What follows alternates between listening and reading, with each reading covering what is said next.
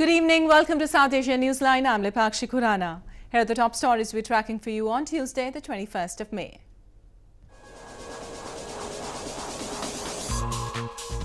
Indian Army says 86 terrorists neutralized in Jammu and Kashmir this year.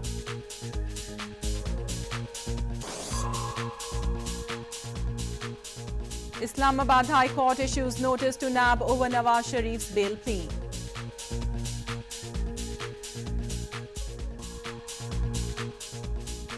And Munira Yusufzada takes charge as Afghanistan's Deputy Defence Minister.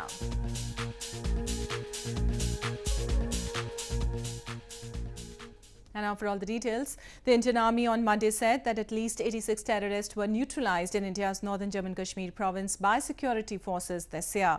Indian forces have stepped up an offensive against terrorists since a suicide bombing claimed by Pakistan-based Jaish-e-Mohammed terror group killed at least 40 Indian security personnel in February.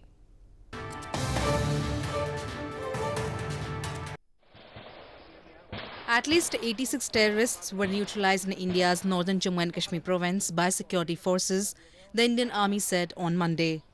Addressing a news conference in Udhampur district in the province, Ranbir Singh, the chief of the Northern Command of Indian Army, said the operation to neutralize the terrorists will continue in the future. Indian forces have stepped up an offensive against terrorists since a suicide car bombing claimed by Pakistan-based Jaish-e-Mohammed terror group killed at least 40 Indian security personnel in February.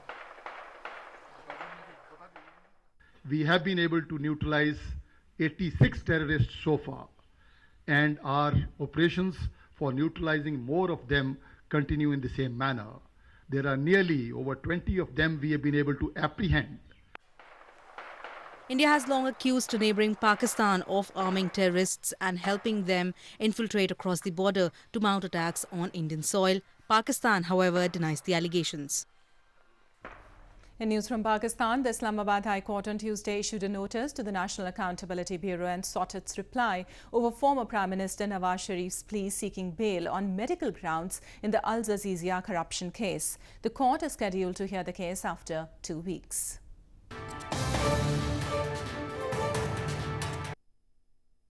The Islamabad High Court on Tuesday issued a notice to the National Accountability Bureau or NAB to submit its reply over former Prime Minister Nawaz Sharif's bail plea in Al Jazeera corruption reference.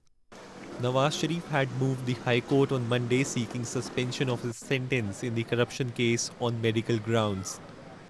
This came after Pakistan's Supreme Court had earlier this month rejected his petition for an extension in the 6-week bail granted to him to receive cardiac treatment. Sharif had returned to jail after his bail expired on May 7th. He had earlier said that unforgivable damage will occur if the bail is not extended. The Islamabad High Court on Tuesday adjourned the hearing for 2 weeks. Sharif was sentenced to 7 years in prison by an accountability court in the corruption case in a verdict announced on December 24th last year. Moving on, locals in illegally occupied region of Pakistan-administered Kashmir are also feeling the pinch as fuel prices have been hiked by Islamabad amid a spiralling inflation. Inflation has reached its highest in more than 5 years and people are fearing the worst for the future.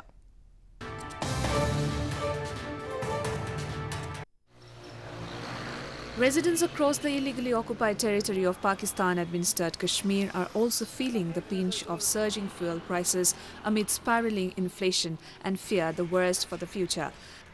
The Pakistani government earlier this month again hiked petrol prices by up to 6.45%, bringing pain to skilled workers and labourers. Since most goods are transported via road, consumers fear that the increase in petrol and diesel prices will result in even greater price hikes of essential commodities.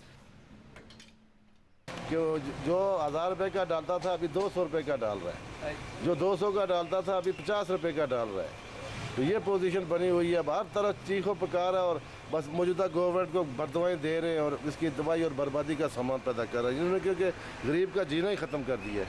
Sir diesel की कीमतें आज पहले हम हफ्ते में डालते थे 4000 रुपये का, अब हफ्ते में डालते हैं 62-6300 रुपये, 2300 रुपये का फ़र्क पड़ गया हफ्ते का। Pakistan-administered Kashmir was illegally occupied by Pakistan more than 6 decades ago. Islamabad has left the public in the region reeling under abject poverty and state of neglect, and they have to suffer badly due to its failed policies. In news from Afghanistan, Munira Yusufzada, who has served as a deputy governor and spokesperson of the Independent Directorate of Local Governance, was appointed as Deputy Defence Minister for Training and Personnel Affairs on Monday. Yusufzada, during her appointment, vowed to use all her abilities towards implementing the Afghan government's plans and objectives.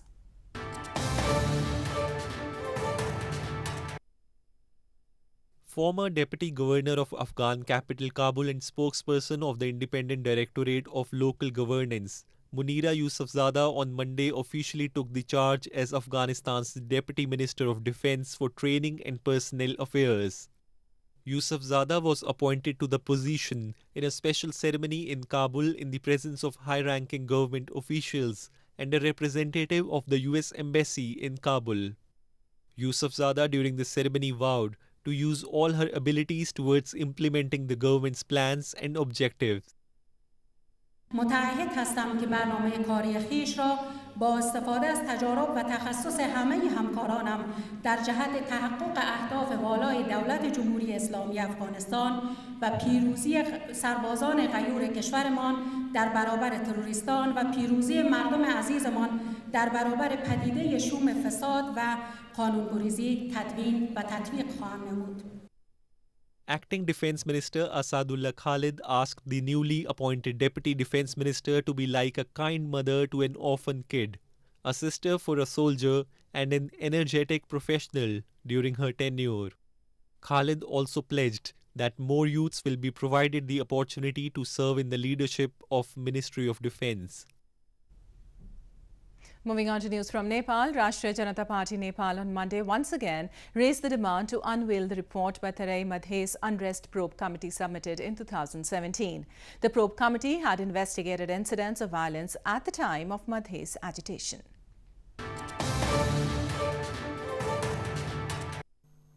Rashtriya Janata Party Nepal, or RJPN, has again urged the government to make probe report of Madhe's movement public. Members of RJPN in one day's parliament session raised the issue to make the report public. Though Prime Minister KP Sharma Oli had insisted that the report would be published in a previous address to Parliament, the report is yet to be publicly accessed. आज हाम्रो विरोधको धेरै चोटी भइसक्यो र हाम्रो माग अहिलेसम्म केही सरकारले सुनवाई गर्नुभएको छैन र लाल आयोगको प्रतिवेदन अहिलेसम्म सार्वजनिक नहुनुको के कारण छ के राज्य छ त्यो भित्र त्यो चाहिँ हामीलाई प्रश्न गर्नु पर्यो. The high-level probe commission on Terai Madhe's unrest was led by former Justice of Nepal Supreme Court in the year 2016.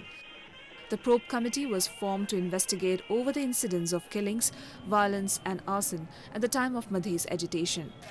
The violence and destructions were the result of the clashes between the security forces and the Tharuhat and the United Democratic Madhesi Front. A man in India's southern Kochi city has turned the rooftop of his house into an orchard by growing different varieties of mangoes in it. He had started it as a hobby, but now he owns 40 different varieties of mango trees on his terrace.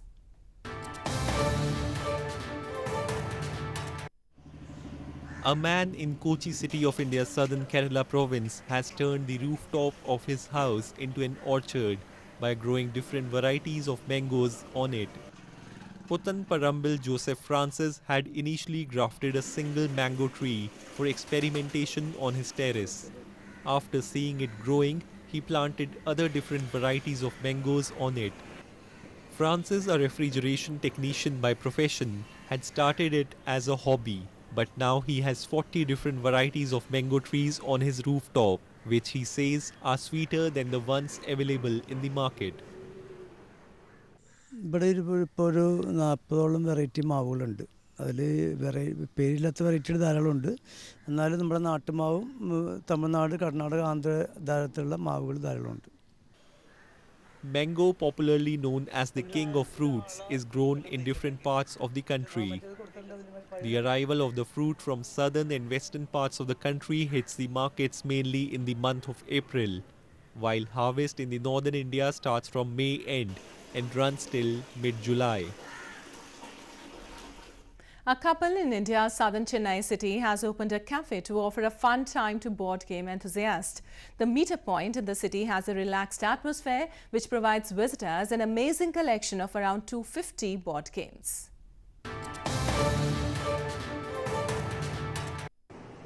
A cafe in India's southern Chennai city is offering visitors a perfect place to enjoy board games with their friends. The Board Game Lounge in Chennai is the city's first exclusive board game lounge, which has started by a couple 4 years ago. With an amazing collection of 250 board games, the lounge has a relaxed atmosphere where one can spend hours with friends for fun. Membership has grown quite a lot and events had been doing really well, and we thought that it was time for something like this to start in Chennai because it's there in other places in the world, and we've been to some board game cafes in Bangalore and in Singapore, and we had a lot of fun over there. We thought it was time for Chennai to have something like that as well. The Gaming Meter Point has currently 1,000 members. The lounge also offers quick bites to accompany the gaming sessions, such as homemade banana bread and strawberry tea cake. The election fever is far from over in India. Workers were seen preparing sweets on Tuesday, wearing Indian Prime Minister Narendra Modi's masks in India's financial capital, Mumbai. And ruling Bharatiya Janata Party workers performed religious rituals in northern Kanpur city. The results for the 7th-phase election, which concluded on May 19th, are expected to be announced on Thursday.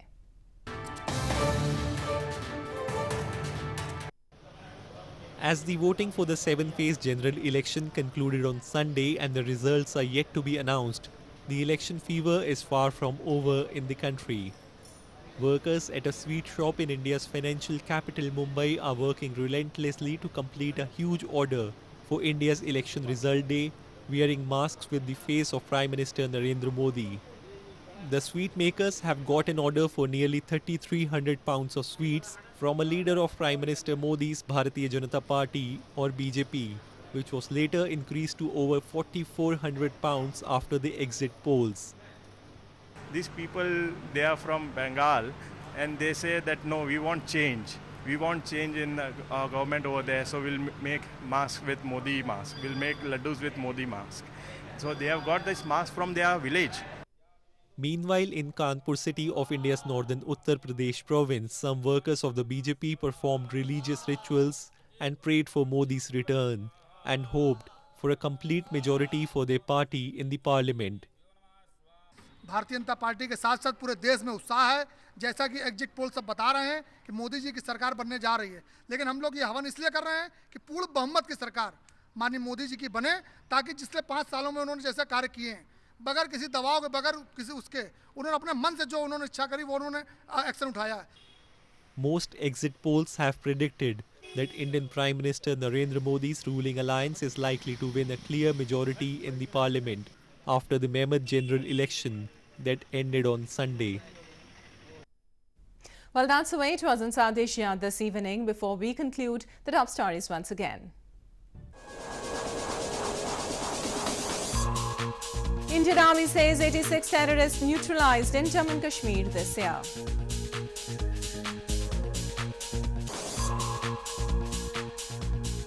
Islamabad High Court issues notice to NAB over Nawaz Sharif's bail plea.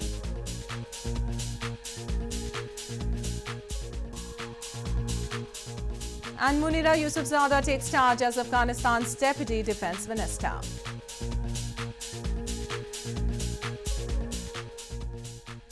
Now, our viewers can watch the show on SouthAsiaNewsline.com. You can also visit us on Facebook.com/Asia Newsline and follow us on Twitter @Asia Newsline. That's all in tonight's edition. We'll see you same time tomorrow. Good night.